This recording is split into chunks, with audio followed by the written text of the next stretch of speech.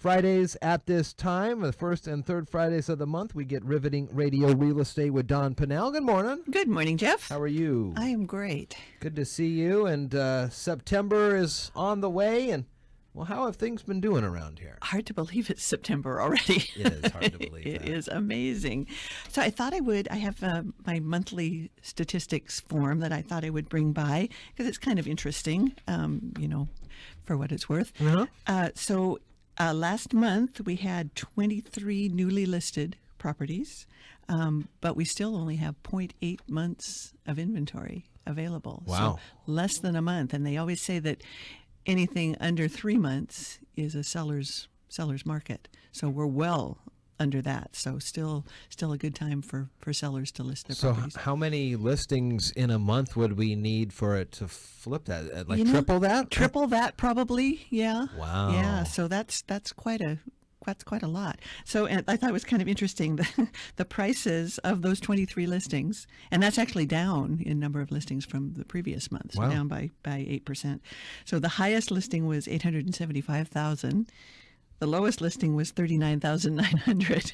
Quite a variety. So quite a variety. So that makes the median about $200,000, which is what we're kind of seeing. That's kind of where the majority of the market is in that $200,000 range. Is that $39,000? Is that just land? It's probably just land. Yeah, or manufactured single wide or something like that. I'm not sure what it is. So we had 28 pending sales last month, which is up 64% from the previous month. So that's kind of encouraging. And there, the highest price of the ones that are pending, it's $259,900. So good, respectable amount. Lowest was, again, that $39,900. So it probably was listed and went pending pretty quickly for that price. So the median pending price is $181,204. So that's, again, that in that sort of 175 to 200 range is kind of what we're seeing the majority of the movement in. There were 23 properties sold last month, which is up 130% from the previous month. Wow. So that's kind of encouraging. And the highest price there was $415,000. The lowest was $40,000, and the median was $175,900. So again, those prices are kind of holding pretty steady there. So yeah, kind of interesting information, but again, only 0.8 months of inventory. So as I've said many times, if you have a property you're thinking about listing, this would be a good time to do it. And people always say that things don't sell over the winter, fall and winter, but they do. People are looking in those times as well, especially if it's a job-related transfer or something like that. You can certainly list your house. I was going to ask you that when we were talking about this, because in my neighborhood, at least, it seems like over the last few years, it's been about just the month of April or maybe May where we'll see 3 or 4 houses go up and they'll quickly come down. But through the rest of the year, there's not as much movement on there. Right. I mean, obviously, spring and summer is the best time to shoot for, but that certainly doesn't mean that fall and winter are out of the picture, because there are still places that sell and get listed. Fall and winter, too, may be more accurate reflections of how the house deals on a day-to-day basis. There's more rain in the fall and winter. You come by, it gets darker earlier and later, so you roll by there, you see what it looks like at night, you see where the rain may come in and out. Yeah, and that's what I always tell people. Yeah, you're getting an accurate, if the roof leaks, you're going to know it. Yeah, because if it's nice and sunny, then hey, it's just nice and sunny. Right. And even for things like septic systems, if in the middle of the summer, the ground is dry, you're not going to run into as many problems. But when it's wet, you're going to get a pretty good picture of how it's going to function on a day-to-day basis, because you're going to obviously live there during the fall and the winter. So yeah, I encourage people to continue listing, continue looking throughout the fall and winter. So yeah, so that's a good thing to remember. Very nice. Okay. So the other thing I wanted to talk about today, and this I told you earlier that I can talk about this because this is a done deal, and I'm not jinxing this. I'm not jinxing the project. You don't have to knock on any wood. You don't have to knock on any wood. Crossed anything. Right. This is a transaction that I just closed on that went exactly according to plan, and that doesn't happen all that often. So I wanted to celebrate that. Yeah. These people, the buyers and the sellers and the lender and everybody did exactly the right thing, and it was a very, very smooth transaction. So from the very beginning, these folks had talked to a lender. They knew exactly what they could afford. Mm-hmm. They had been looking kind of online for a couple of months, so they kind of knew what they were looking for. They had their list of priorities, and we talked about, you're probably not going to get every single thing on that list, but we want to prioritize them of what's most important to you. And they did that, and they had their pre-qualification letter in hand before we even started looking at properties, and we've talked about how important that is. They were VA, which can sometimes be a challenge, but they had talked to a lender who was very familiar with doing VA. It was actually Navy Federal, so they knew exactly what they were doing. So we had all of that in hand. They came up with 4 properties that they wanted to look at. So I always laugh when people do that, because I always think about like those house hunter shows on TV, and they look at 3 properties and pick one, and I'm going, oh yeah, that'll never happen. Right. never happens. Well, these people had 4, and we looked at all 4. They eliminated 2 right off the bat, so it came down to between 2 really good properties. They called me up the next day and said, we like this one. It was actually the first one we looked at.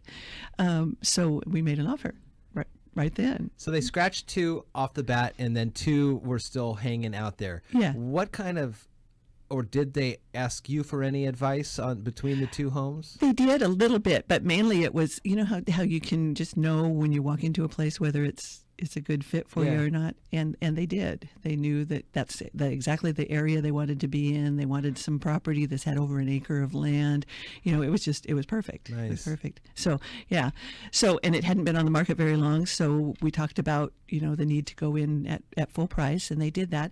So before we sent the offer in, and this is another thing that went really well, I called the listing agent and said, hey, I know they hadn't listed VA as an option to finance this house, and so I wanted to find out why, because my folks were obviously using VA funding. Mm-hmm. And the agent said, well, these people were very leery of VA financing because we've talked about there are extra costs for the seller when it's a VA loan. And sometimes you can run into problems with appraisals and that kind of thing. So we talked about it, and I wanted to kind of give you a different spin on the art of negotiation. A lot of times people think that negotiating is haggling, and it's not. It's something totally different. The purpose isn't to kind of haggle back and forth and meet in the middle a lot of times. And I had somebody tell me a really interesting definition not too long ago, and I thought I would share it, that negotiation is the art of keeping conversation open until a successful conclusion is reached. And I really try and keep that in mind when I'm negotiating something like this. So we talked back and forth about what the seller's issues were with VA funding, and it turns out that their biggest concern was that they didn't want to pay the extra charges. So I went back to the buyers and said, hey, look, here's the situation. This is about how much those extra costs are going to be. And so what we did is we raised the offer price to cover those costs. And then the sellers were fine with it. Sure. So, and then the other concern they had was we had originally asked for a 60-day closing time because of having problems with appraisals, that kind of thing. And they said, hey, you know what? We don't want to wait 60 days. We want to close actually they wanted to close in 30 days, which my initial thought was, oh, that's not going to happen. So again, I talked with the listing agent and expressed my concern about that. And she said, well, what we can do is we'll do the 30-day close, but we'll have a little caveat in there that if we're still working on financing, that we'll get an extension at the end of that time. So, okay, everybody was fine with that. So we signed the offer and got moving on the process. So is the 30-day, is that an actual choice that is made, or is that just the average amount of days over every house close? It's a choice that the buyer and seller agree on. Typically, it's taking 45 days now. Oh, I always thought that people just said, well, it takes 30 days because that's the average it took. It used to be 30 days. Now it's more like 45 and sometimes 60. So you just have to it's a negotiation point of choosing that date. And it's usually the buyer that gets to choose that. And, but in this case, we worked with the seller as well. And so, and we all it turns out we were all kind of thinking in the back of our minds, oh yeah, that's never going to happen. So, but as I'll tell you in a bit, it did. So, and the reason it did is the sellers, from the day that we had the signed around contract, ordered the septic inspection, got that done. That was actually done before we even did an inspection on the house. The lender was excellent to work with, and he ordered an appraisal right away that same day. As it turns out, the appraisal was done before we even did an inspection. Wow. Which is practically unheard of. And so we went for the inspection about 5 days after we had the signed around contract. We were able to get somebody over there, and the seller had done such an amazing job making sure that house was ready to sell. They had, changed the carpeting, they had painted, they had cleaned up the landscaping. The house was immaculate. It was beautiful. In fact, the inspector at the end of the inspection came and said, if you decide not to buy this house, I think I will. Wow. Yeah, it was one of the few inspections that I've had where there was nothing that needed to be repaired. Amazing. Yeah. Truly incredible. So in that case, the seller had obviously done a fantastic job in making sure that it was ready to sell. Very it was cool. very ready. So no issues. Septic pumping was done. Appraisal was done. And then we just had to wait for the paperwork to be finished. And luckily, and again, everybody doing what they needed to do, the lender and the buyer were very proactive getting necessary paperwork turned in immediately. Yeah. The buyer had a file of all of the paperwork that they were going to need, and just every time the lender asked for something, just shot it over right there, ready over to email, go. just whether he'd said it already or not, just there it is. And so everybody was very proactive. They all stayed in contact. I talked with the buyer often, which is fairly common, but I also talked with the lender almost every other day, talked with the seller's agent almost every other day, made sure that we were all on the same page. And escrow was also very proactive. They sent updates at least once a week as to where everybody was. And everybody in this case was very good about communicating. And if anything came up, and there were very few things that did, we did have an issue with getting the Thurston County sign off on the septic.